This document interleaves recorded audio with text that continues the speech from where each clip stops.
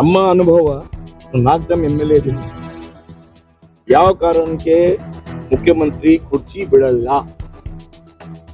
ಆಮೇಲೆ ಅವರು ಕೇಂದ್ರದಲ್ಲಿ ಹೈಕಮಾಂಡ್ ವೀಕ್ ಇದೆ. ನಮ್ಮ ಪಾರ್ಟಿ ಅಧ್ಯಕ್ಷ ಆದ್ಮೇಲೆ ನಬೀನ್ ಅವರು ಫಸ್ಟ್ ಕರ್ನಾಟಕಕ್ಕೆ ಬಂದಿದ್ರು.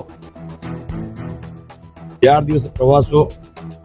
ಪಾರ್ಟಿ ಯಾವ ತರ ಬೂತ್ ಅಧ್ಯಕ್ಷ PLO 2 SR ಬಗ್ಗೆ ಸಂಪೂರ್ಣ ನಾವು ಕೆಳಗೆ ಮಾಡಬೇಕು.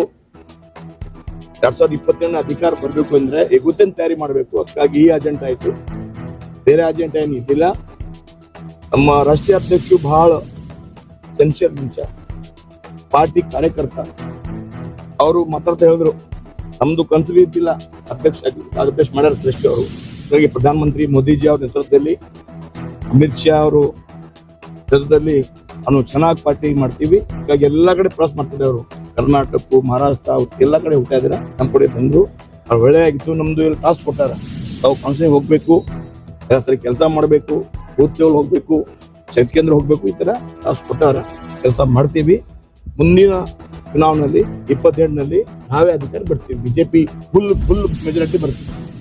ಈಗ ರಾಜ್ಯದಲ್ಲಿ ಕಾದಾಟ ನಡೀತಾ ಇದೆ. ಇದರಿಂದ ಎಲ್ಲ ಒಂದ್ ಕಡೆ ರಾಜ್ಯದ ಅಭಿವೃದ್ಧಿ ಹಿನ್ನಡೆ ಆಗ್ತಾ ಇದೆ.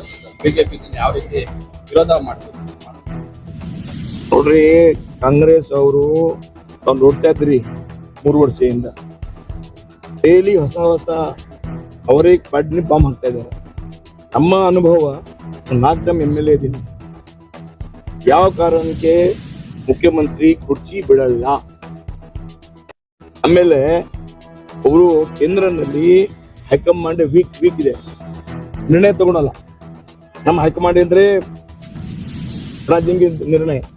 ಈ ಹೈಕಮಾಂಡ್ ಕಾಂಗ್ರೆಸ್ ಹಾಕೊಂಡು ವಿಕಲಚೇತನ ಈ ತರ ಹೈಕಮಾಂಡ್ ವೀಕ್ ಇದೆ. ಅವರು ಡಿಸಿಷನ್ ತಗೊಳ್ತಾ ಇಲ್ಲ. ಆಮೇಲೆ ನಮ್ಮ ಸಿದ್ದರಾಮಯ್ಯ ಅವರ ಬಹಳ ಅನುಭವ ಇದೆ. ಅನುಭವ ಅವ್ರ ಜೊತೆ 4 ವರ್ಷ ನೋಡ್ತಾ ಇದೀನಿ, ಅಪೋಸಿಷನ್ ಆಗ್ಲಿ ನೋಡ್ತಾ ಇದೀವಿ. ಅವರು ಯಾವ ಕಾರಣಕ್ಕೆ ಬಿಡಲ್ಲ. ಆಮೇಲೆ DK ಶಿವಕುಮಾರ್ ಯಾವ ಮುಖ್ಯಮಂತ್ರಿ ಆಗಲ್ಲ. ಅವ್ರ ಜಗಳ ಹೀಗಾಗಿ ಹೈಕಮಾಂಡ್ ವೀಕ್.